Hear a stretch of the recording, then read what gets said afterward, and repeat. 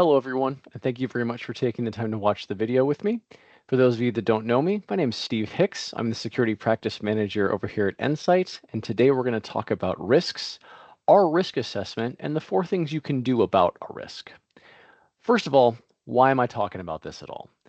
As an IT person, some of the people in our field can occasionally get shiny toy syndrome when we talk about the newest product, the newest technology, the newest process.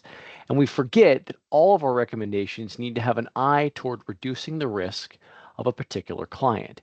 Everything we do should be to reduce some business risk and help increase profitability or reduce the likelihood of loss. So it's important to leadership for us to be able to talk about all of our recommendations from a risk perspective. It's very important to the bottom line of an organization. All the things we do must be designed to address a very specific risk and do something about that. When it comes to risks in general, there are 4 things we can do. You can avoid a risk, you can transfer a risk, you can mitigate a risk, or you can accept a risk. Now, everybody knows about basically what all those are, but there's 3 I want to talk about. Avoiding a risk works sometimes, but it's not always feasible. You just stop doing business with anything that presents that risk whatsoever. Transferring a risk makes sense. Buy insurance for that risk. That's basically what that is. Mitigating a risk means we've actually deemed that risk to be unacceptable and we are taking a corrective action about it. And the last one's accept a risk, and that's what I want to talk about in this video. What happens if you understand some risks you're accepting as part of doing business and some you're not so sure about? Everybody understands the basic risks of running a business: inflation risk, political risk, business and market risk, and of course, in our industry, technological or human-driven attack risk, the risk that an attacker has gotten into your data and has tricked one of your people. But sometimes we find that our clients miss some other risks they're not thinking about. What about reputational risk? Have you considered what happens to your organization if you are the victim of a cyber attack and your clients find out? For our friends in the wine and legal industries, there's a decent amount of competition, and it's not particularly expensive in most, but not all cases, for clients to leave to a competitor. What about insider risk? Have you considered what happens if you have someone who's an employee or a contractor intentionally trying to harm your organization?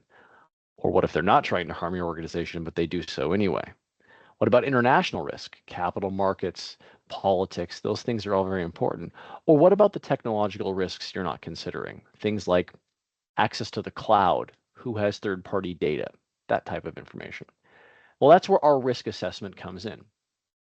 One of the things we found is very important to our clients is knowing at least what they're doing, what they're accepting, and their current status. And they want to make sure that their current risk acceptance is in line with the organization's risk tolerance, meaning if your risk tolerance is low, you wouldn't want to just accept every risk out there because that's a very high risk profile. Conversely, maybe you're a stock trader and your risk tolerance is fairly high. You're willing to take more risks, both technologically and maybe financially, than an organization would that was of a lower risk profile. So in our risk assessment, we take a holistic look at the system, the people, information we have, the markets, the world, and we present these to you in a report.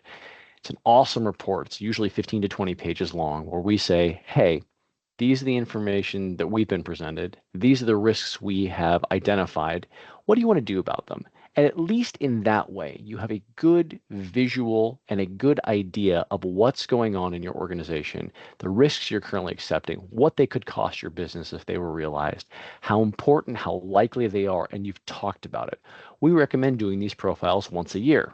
About once a year is how much it takes the bad guys to evolve given the amount of money they have, the pace of innovation in the market, the pace of technological change. So we do these risk evaluations for our clients annually. We tell them what's changed. We tell them what risks have gone down since the last audit we did, what risks have gone up, and what risks are new. And at least we leave with an artifact, i.e. you get a report from us signed with my credentials, suitable for presenting to auditors or internal stakeholders. And you have a much better holistic view of the risks you're accepting and what it could cost if they are actually realized. Hopefully this is useful, right? There are other organizations out there that do risk reports, and there's other organizations out there that can do things like vulnerability scans and pen tests. But we find that a combination of a human-driven approach and an AI and technological-driven approach leads to the best result. If this is interesting to you, reach out, please.